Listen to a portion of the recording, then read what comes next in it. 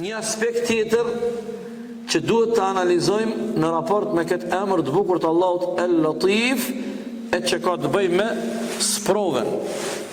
Tash, kur jemi tek sprovat, asnjë prej neve nuk kemi imunitet, gjithë jemi kandidat që do të sprovohemi kush më shumë e kush më pak. Asnjë nga ne nuk është i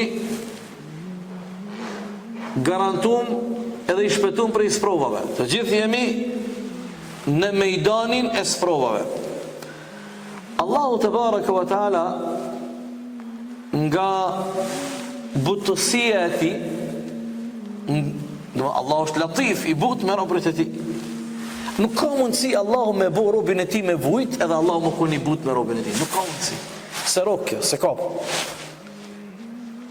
Nëse ne jemi të bindur se Allahu është i but me ne, dhe ashtu është, dhe nga butësia Allahut, Allahu ka shumë mëshirë për ne, ashtu është, dhe Allahu din çdo gjë për ne dhe rreth nesh, çdo gjë që lidhet në këtë moment, në një moment shumë të lartë i cili do të na vije, por edhe në momentet e kaluara që ne i kemi haru, ato këtë ndërlidhen, sa Allahu planifikon.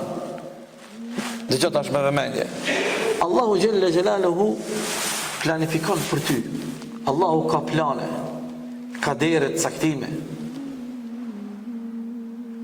Du me i marë 3 shembuj që gjithë i dini, por po i marim si ilustrime praktike, kalimthi, mos mundal gjatë. Se cili shembull për ty në meriton mja kushtu nga një ligjerat të veçantë.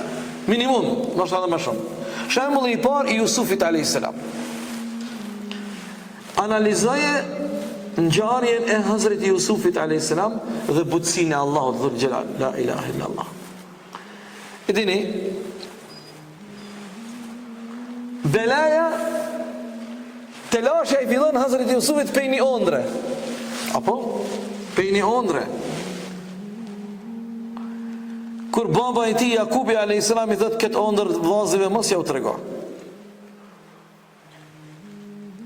Dhe pastaj e dini në për çfarë momente të vështira, në çfarë peripeti ka kalu Jusufi a.s. Derisa ka përfundu pa drejtësisht në burg.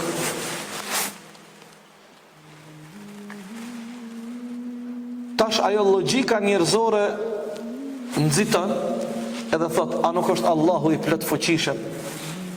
A nuk e ka kriju Allahu tokën, e qiellin, e diellin, e honën? A nuk e dridh Allahu tokën?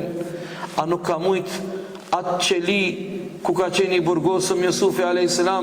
e ato dryna që ajo qeli, ajo dhomë ku ka qenë i mbyllur e i burgosëm, Allahu atë dry, apo ato dryna me i bët copë e grim? Po, a ka qenë e vështirë kjo për Allahuna? Asnjëherë.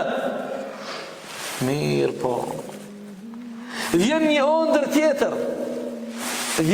Ndodh një ëndër tjetër, ajo ëndër kadal, po e hetu e pa e dit Jusufi a.s. ajo me shpetu.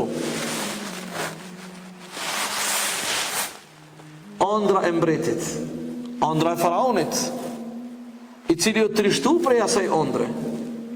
E dini që ka pat ëndrën, e pastaj ka lyp një interpretues që ka mja komentu ëndrën.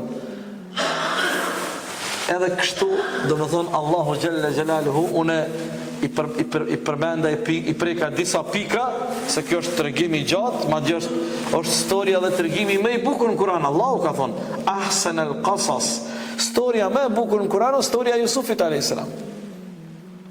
Dhe Allahu me butësin e ti, i ka planifiku gjanat, edhe e ka shpëtu Jusufin a.s. Po mas provave, mas një kohë gjatë që ka kalu në përvështërsi.